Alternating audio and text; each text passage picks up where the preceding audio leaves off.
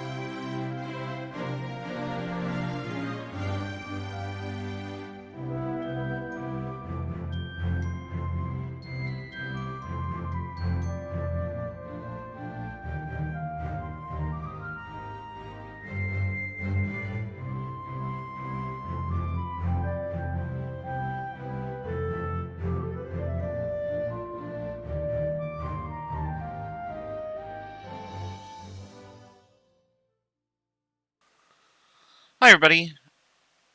Welcome back to Chem 140.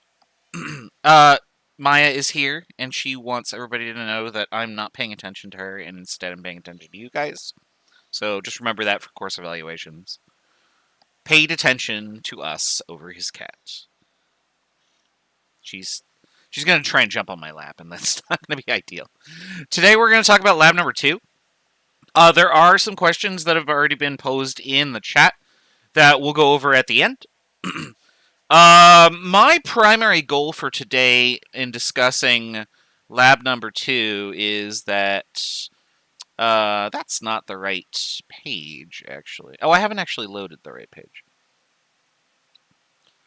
My primary goal for today's lab is to show you guys how to make a graph in Google Sheets, because you're going to need to know how to do that.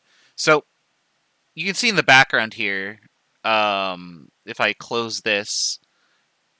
Oh, that's not going to help anybody. Hold on. Why is my PDF behind Photoshop? That's what this is. Oh, no, it's just tiny. Oh, yeah, that doesn't help anybody, does it? Okay. There we go. And that's... I'm going to have to resize this a little bit.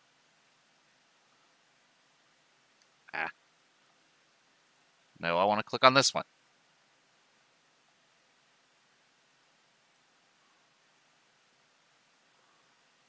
There we go. Okay. Sorry, I thought I had taken care of that, but it was hiding in the background all along. Okay. So we're going to come back to that in a little bit. But first, I want to direct you to the Google Sheet for lab number 2. Let me just put this in a new tab. And then it opens in a new tab because Google.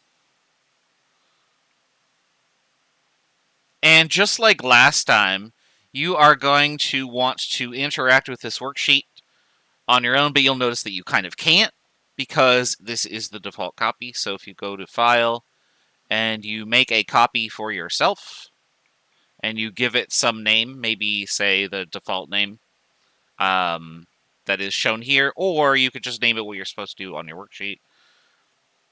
it will make a worksheet copy that you can then edit however you want to. So I'm going to type in my name, SpongeBob SquarePants. And the section I am in is Under the Sea. There we go. Alright, so just a heads up that when you fill in these names and you go to the next tab, it keeps your name there. So you don't have to overwrite that. I saw a bunch of people like either deleting their name or typing something else, and then I got confused and I was trying to put it in the gradebook. So just be mindful of that. Experiment 2 has a lot more moving parts to it. There are 4 experimental parts. Make sure that you are doing all of them, and they are all very different, which is going to require you to look at the lab documentation. Many things will refer to tables in the lab documentation. For example, experiment A refers to... That's not going to help you if I don't click on the thing here. Oh, goodness, hold on. Sorry, I clicked the wrong button on my mouse. Trying to change the sensitivity of it. I want that. No, that's not what I want. That. There we go. This table right here, table 1, has a bunch of densities of water linked to temperature. Part of experiment A is going to be for you to calculate the density of a sample of water and then determine what the temperature of the water was based on that experiment. These numbers have a lot of sig figs, but the temperature ranges are not very fine. You'll notice that all the temperatures are in 1 degree increments. Odds are you're going to land somewhere between a temperature. Do your best guess to try and extrapolate the data. If you land directly between, sure, you could say it's 25.5 or 30.5 or whatever. If you land closer to one or the other, try and estimate that first decimal point if you can. Your answer is going to be graded based on how close you are.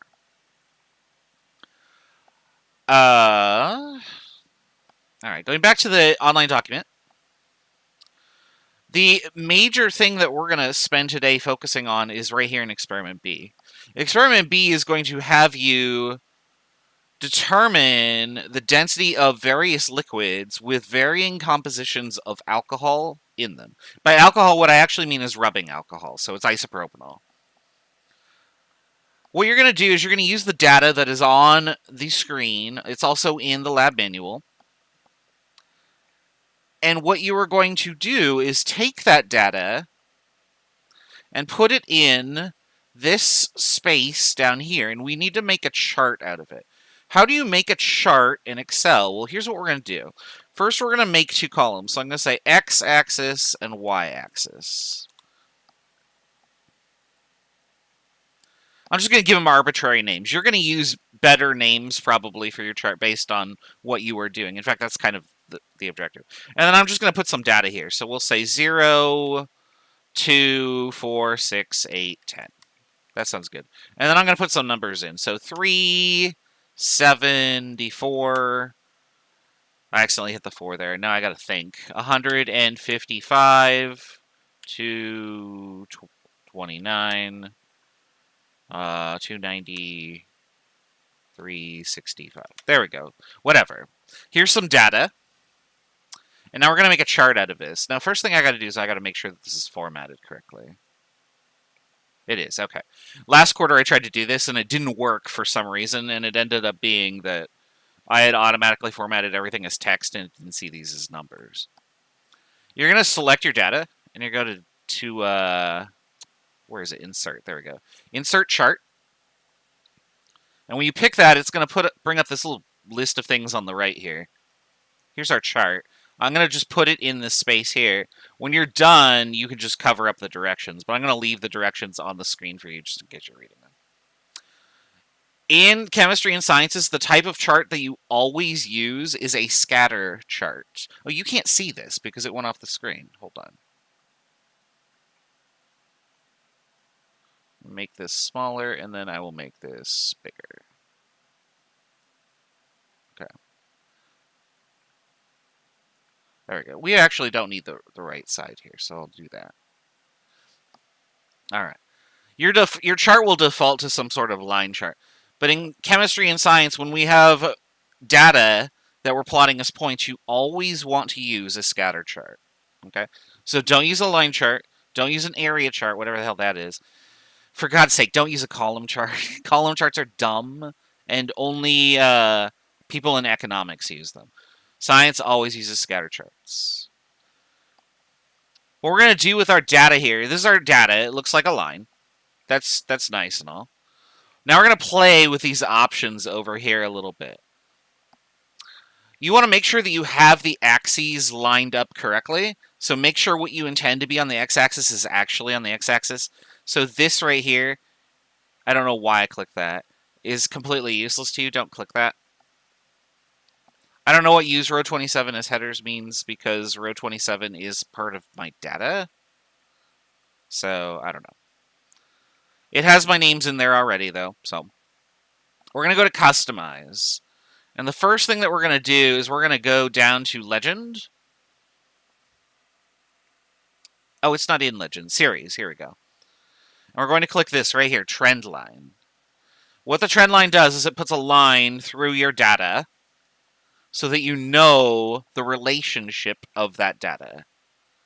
Now, obviously, showing just the line isn't helpful, so going down to the label and selecting Use Equation will help you.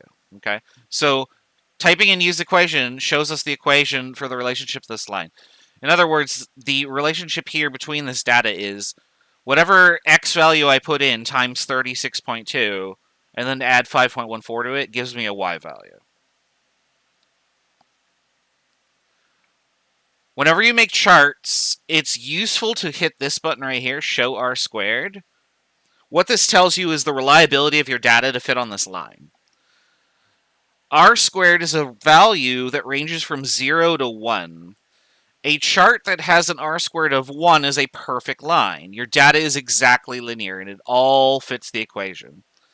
A chart with 0.99 means that there's a slight amount of error. Your data doesn't quite fit the line. As you can see, some of these dots come off the line.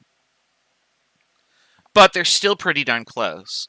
An R squared of 0 would indicate that there was no relationship. And so that would be something like this. Now, this is something you can actually do. You can edit your data while the chart is on the screen, and you can do whatever you want. So I can do 50, 500, negative 180. And you can see that there's like no relationships here. 9999999. There we go. And you can see that like there is nothing that these points have in common. And so the R squared value is terrible. Okay. But if I do, I actually tried to make an effort to make data that was linear here. If they do fall on the line, the R squared will be much higher. Okay. The point of making this chart is that when you get this equation, you can then make predictions about anything along this line. Now, if the data falls onto a line, you can assume that any values between the data points you have also fall on the line. And therefore, you can then input either an x value to determine a y value, or you can input a y value to determine an x value. Your equation right here doesn't actually say y equals, but it is a y equals equation because it's a linear relationship. When you're done, make it nice and big so I can see it. I probably should have done that at the start so you could see it too. And then plop it right over the instruction sheet and you're all set. If you do not use Google Sheets, you may find that you have an error when you download your file and the chart doesn't appear. If your chart doesn't appear, I will assume that you did not use Google Sheets, and I will not give you credit for it, okay? Please do not email me with questions asking why is my chart not appearing, because I can't debug those. My answer will always be, did you use Google Sheets? Because I've tested this, and I've had several students test it, and it works if you download it following the instructions that I laid out in the lab protocols in the general course information section of Canvas. Okay? So you're going to need to generate this graph. How big is too big? So we'll see this blue barrier here. So if you're in the the region of the blue box, you're not too big. So this would not be too big. This would not be too big.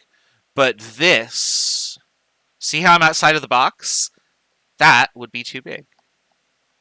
We don't want that. Sorry, I promise that I'm not actually in like a snippy mood. I just thought that was an easy question for me to answer. This is fine, but this is not. This is also not. I can't move the mouse any further.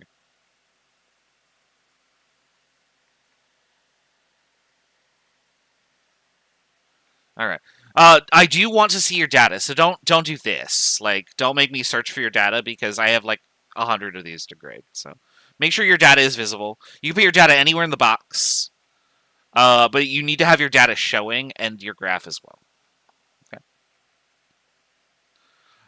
For the most part, this experiment is actually very straightforward. You're going to be doing a lot of calculations and then answer some analysis questions at the end. There are quite a few analysis questions for this.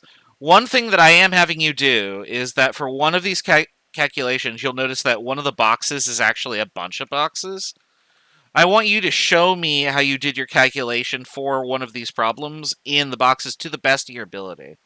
So you might say like, okay,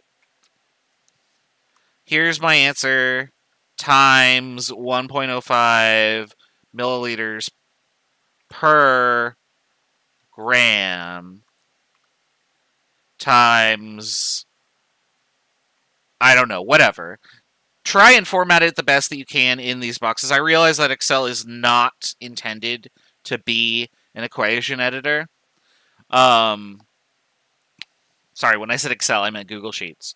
So do the best that you can, and I'm just going to be checking to see that you have some sort of calculation that represents the data for that problem. But for the rest of these problems, just answer them with your calculation, and then give me a 1 or 2 sentence explanation on how you arrived at your answer. When I say 1 or 2 sentence explanation, what I mean is, first I started with this value, I converted it to this, then that, and that was my answer. For all problems on this document, ensure that you are using the correct number of significant figures. If there's one thing that people get screwed on the density lab, it's not having the correct number of sig figs. Because every problem that has sig figs in it, if you get the sig figs wrong, I deduct half of your credit. And so you can easily just lose half of your points because, oh, I didn't pay attention to sig figs, okay? Be careful. You're going to be doing a lot of addition and subtraction, a lot of multiplication and division, and a lot of combined operations when you do things like percent error and percent deviation. Okay? Make sure you understand how to do those things.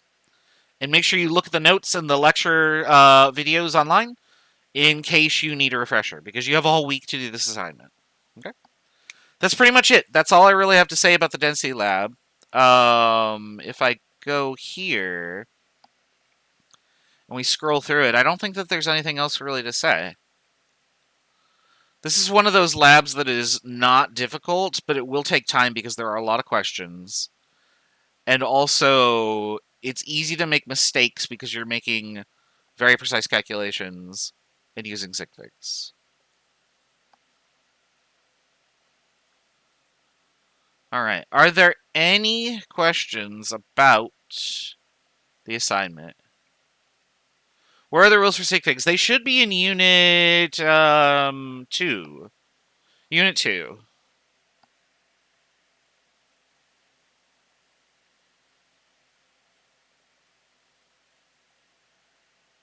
In fact, the entirety of Unit 2. Yeah. I'm sitting here looking at my notes like, which chapter is it again? Because all the chapters have changed.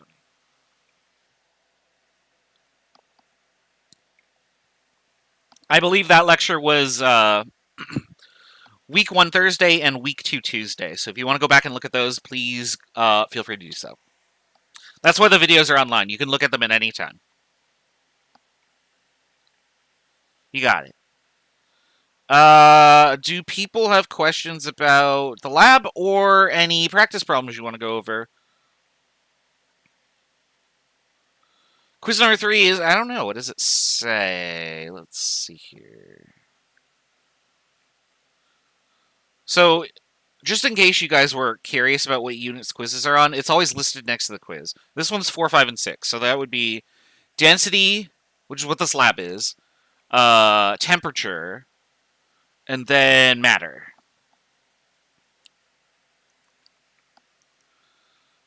This is the blueprint page, so it might look a little different from everybody else's, but yeah.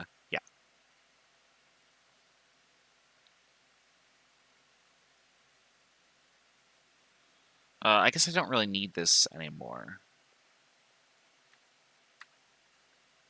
So we'll just close it. This is the page that everybody is accessing, including an anonymous bat, a rabbit, and a jackalope, and then whoever this is. Boop. Okay. While you guys post questions in the chat, I'm going to try and find these problems that I think it was Turtle, right? Yeah. Had earlier. Let's see here. Modules. And they said it was Unit 6.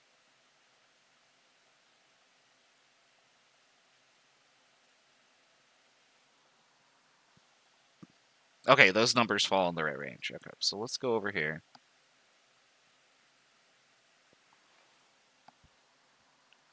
What problems were they? 16, 17. Okay, so I have those ready, so we'll look at those in just a second here. But if other students have other questions, I would like to let those collect before I start. I'm trying to make this smaller, actually. I even clicked on the right thing? Yeah.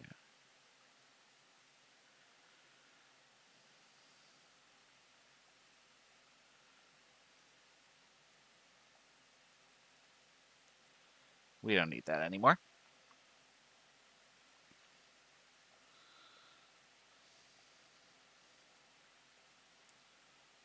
Alright. While people are coming up with questions to type in. Oh, should the chart be a combination of the line and scatterplot formats? No, only the scatterplot. You will add the trend line, which will draw a line based on your scatterplot, but do not select line plot. Do not connect the points. Okay? Only your trend line should be present on the graph. And the trend line is its own line. It does not connect the points.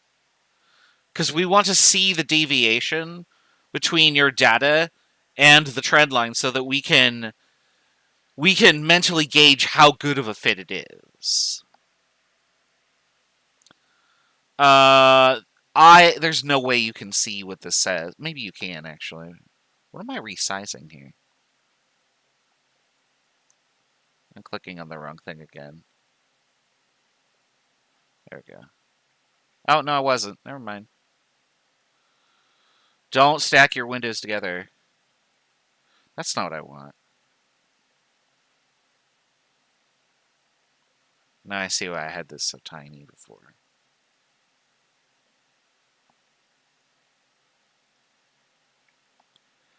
Okay, there we go. So, that's not what I want. That should work. Okay. Let me get the Photoshop going. There we go. So it says classify each of the following as an element, a compound, or a mixture. I'm too far down off the thing there. There we go.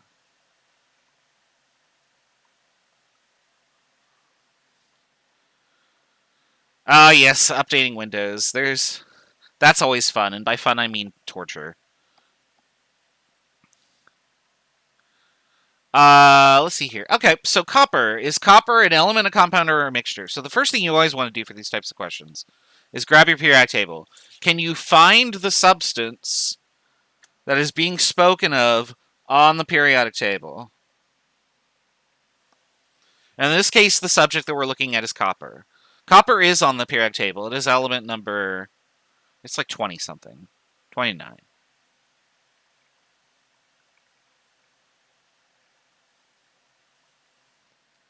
So there you go.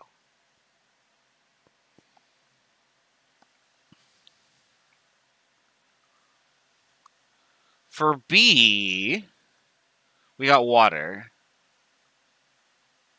Is water on the periodic table?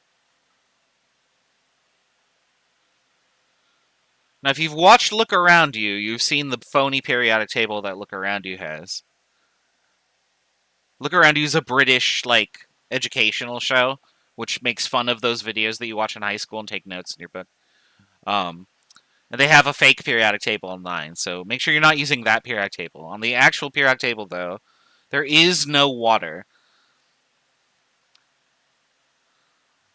So if our element is not on the periodic table, it can't be an element. So the next thing to check is it a compound? Does it have a formula? If water has a formula, which it does, and you can look it up, then it must be a compound.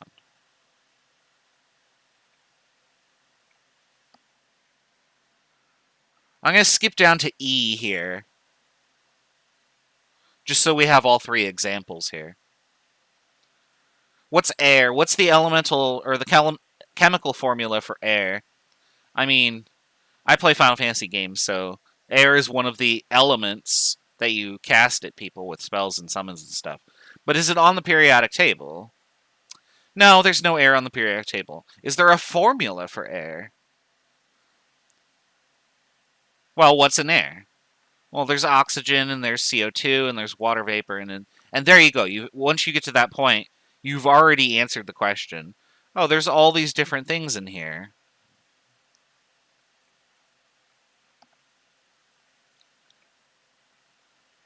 Oops, I forgot the most abundant thing. I'm like, there's one more that I'm forgetting. So, if you have multiple things in a substance, it must be a mixture.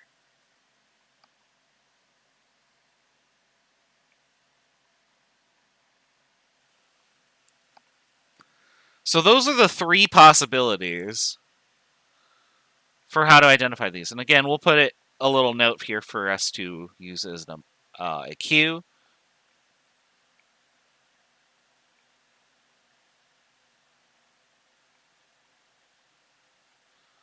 If it's on the periodic table, it must be an element.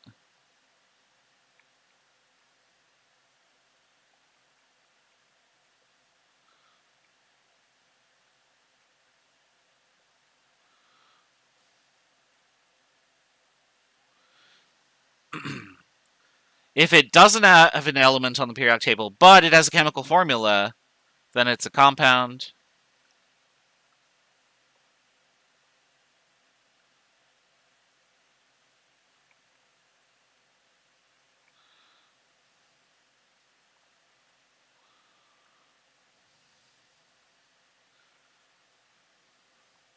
And if it's got many chemical formulas in it that you can list down, either elements or compounds, then it's a mixture. Likewise, what you can say is that if it doesn't have a formula on its own, for example, there's no chemical formula for concrete, as far as I'm aware. There's no chemical formula for a leaf. There's no chemical formula for my cat. Those are mixtures. Yes, my cat is a mixture. Trust me, I know. I live with her.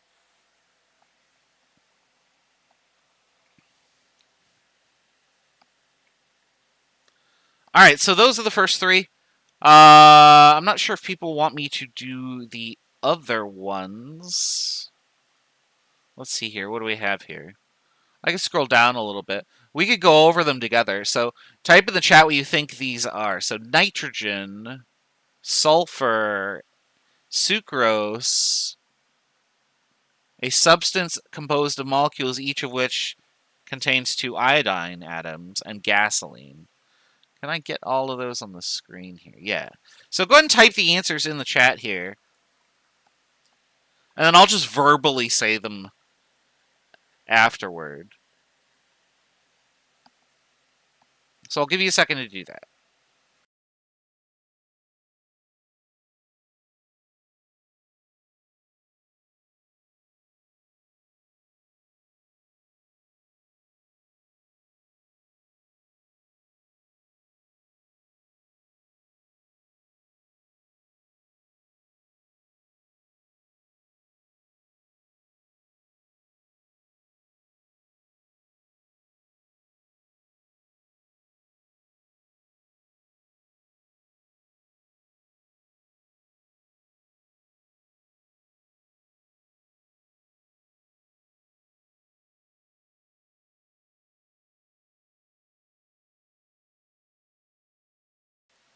Google.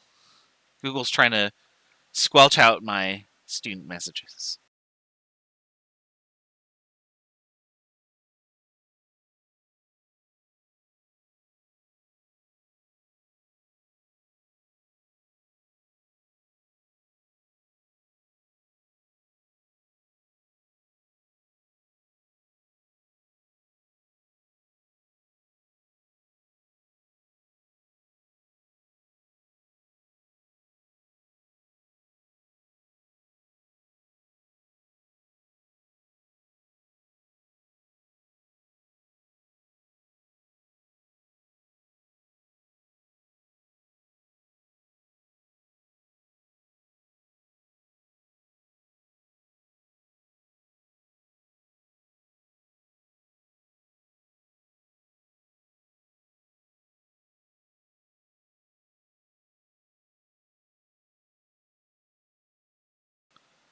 So I got C and D. How about F, G, and H? Since I already did E on the screen.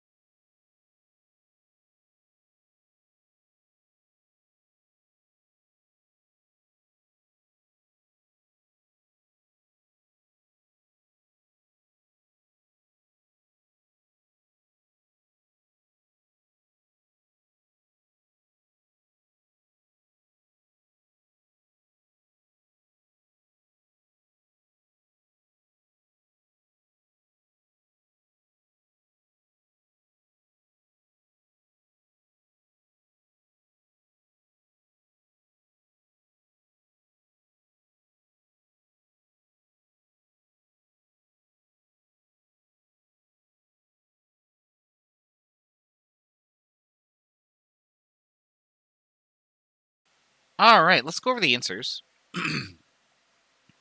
So for, I got to look at my other screen because I just can't read it on the OBS broadcaster. What we got? We got nitrogen. Is nitrogen on the periodic table? It is. So nitrogen would be an element. Is sulfur on the periodic table? It is too. It's also an element. How about sucrose? Sucrose is not on the periodic table, but does it have a formula? If you aren't sure if something has a formula, type it into Google and say, what is the chemical formula of, and then type in your thing.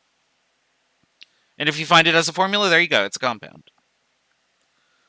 How about a substance composed of molecules, each of which contains 2 iodine atoms? Well, if that is a molecule and there's 2 iodines in it, whatever the other elements are, it can't be an element because it's got iodine and other things. But if it's a molecule, then that means that it has some sort of formula. And even though you don't know it, you could still say that that is a compound. So G is a compound.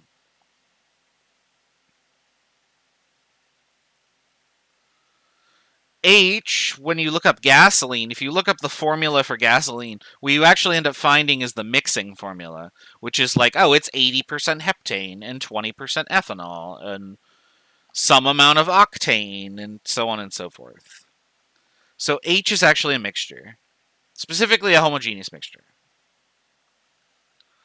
For 17, you can do the same thing here for more of these, but 17 has an answer key that you can check on your own, so I'll just do 16 for now.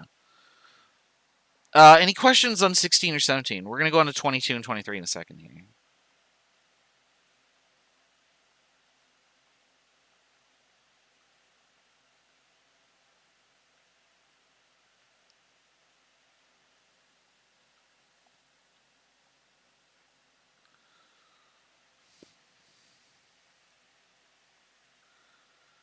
All right. Problem 22 is the kind of thing that I would do in a class discussion and have you guys just like break into groups and try and answer it. That's kind of hard here because you can't really talk with each other. You can just sort of shout into the void and then a word appears next to your answer. And everybody else does that. And, like, yeah, it's not the same. But this is something that you can do as an exercise at home. Listing a bunch of different types of matter and then give an example of each of these types. So can you find a solid? Sure, there's ice in your fridge. Can you find a liquid? Yes, there's water in your faucet or in a jug, or there's soda or something like that. Can you name a gas? Yes, the air you're breathing, or the propane that's in your barbecue tank, or the methane that's in your gas oven. Name an element. You've got aluminum foil. Things like that. So you can go through this list and just try and find things around your house. A homework assignment that I used to give was go to Fred Meyer and write down an element, a compound, a homogeneous mixture, and a heterogeneous mixture that you can purchase. Don't actually purchase them. Just write down what they are. And if you don't have a Fred Meyer nearby, go to any supermarket. And people would write down all sorts of crazy answers for those things. Some of them weren't correct. Like I had somebody tell me a banana was an element once, and that's not correct. So please don't do that. But you can categorize those on your own. Let's look at 23 though. When elemental iron corrodes, it combines with oxygen in the air to ultimately form red-brown iron 3 oxide called rust. If a shiny nail with an initial mass of 23.2 grams is weighed after being coated in a layer of rust, would you expect the mass to have increased, decreased, or remain the same? Okay. Well, we can actually answer this with a picture. But that requires me to go here. Alright, so we have the formula for iron, and we have the formula for rust. Now, you haven't learned how to turn words into names yet, but you should be able to tell that the difference between iron and iron oxide is, oh, I have this extra oxygen stuff on here. Alright, so here's my nail.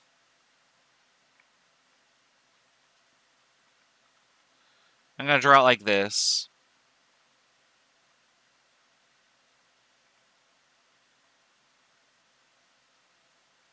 There we go. And then what I'm going to do is ask you, where does the rust form on the nail? So when you leave a nail out, the rust will appear where?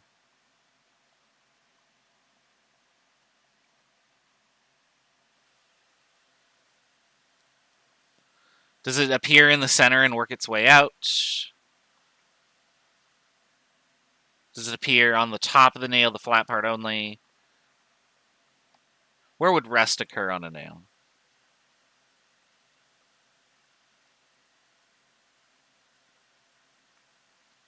This is the part where I'm treating something that seems super obvious to me because I grew up on a farm and everything was rusting on our farm. Yeah, it's the surface anywhere, right? So, if my rust grows on the surface, here's my rust. Doot, doot, doot, doot, doot, doot, doot, doot.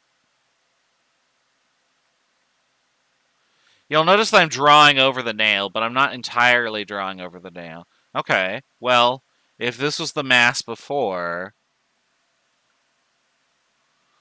What happens to the mass after?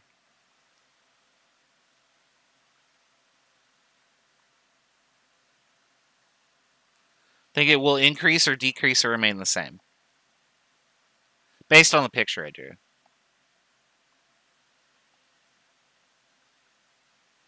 Yeah, it should increase, right?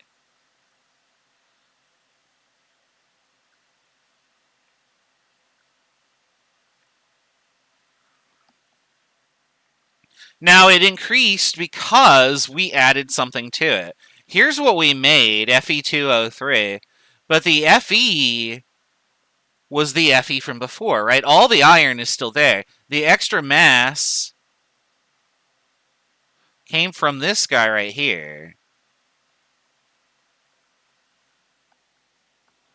So any additional mass that the iron picked up when it turned to rust came from the extra elements that came along, because that's the conservation of mass. I have to have the same amount of iron before and after.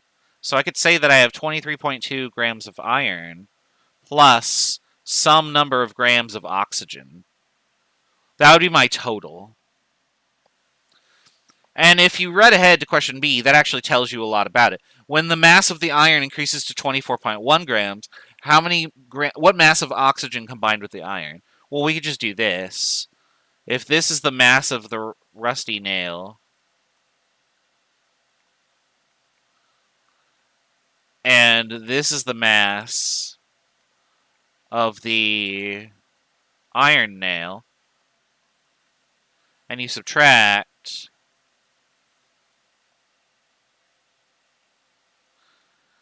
that must be the number of grams of oxygen that reacted with the nail. Now, it's going to be nowhere near the amount of iron because only a small percentage of the iron is on the surface. Most of the iron is protected by the other iron that is above it.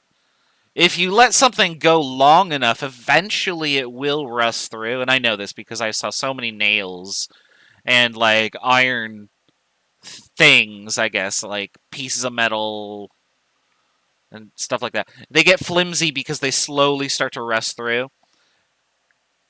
But they very quickly rust where the surface is exposed. It's hard for the oxygen to get into the metal. It can over time, but the immediate access points are just the surface of the metal.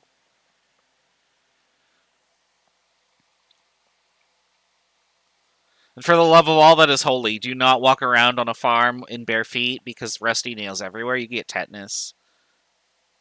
That thankfully did not happen to me, even though I was a very clumsy and foolish kid running around in bare feet. Ah, the 80s. Yes, I was born in the 80s.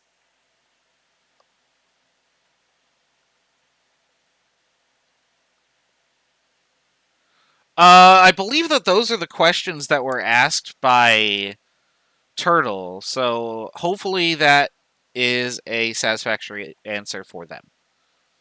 But if you guys have other questions, I'm going to actually put the break timer up. And here's what we'll do. So I'm going to do this. That's wrong. Where did everything go? I clicked on the wrong thing. I'm going to put the timer up, so let me get that here. I'm going to give you guys 10 minutes to type in anything you want in the chat over the break. Go fill your water, use the restroom, pet a cat, etc. When the time is up, I'm going to look at the questions that have been posted, and we'll go over them. And they can be whatever you want. They just can't be quiz number 3. That's the only thing I can't answer. When you get back, we'll work through all of those. But if there aren't any questions, then we'll just call it a day. So we'll start the timer. Let me go put more music from Final Fantasy Towns on. I got to find that page. Here it is. And I'll see you in a bit.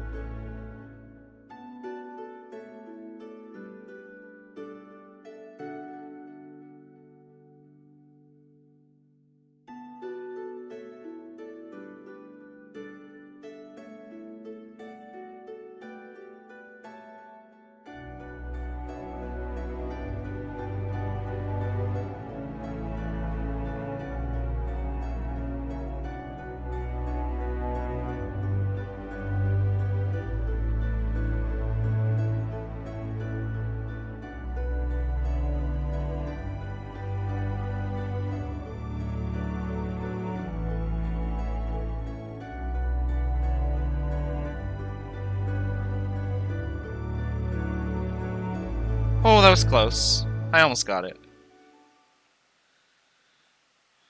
Okay, so I didn't see any responses in the chat here, so if anybody has anything, this is your last chance to do it. Make sure you're typing that in. Otherwise, we're going to call it a day.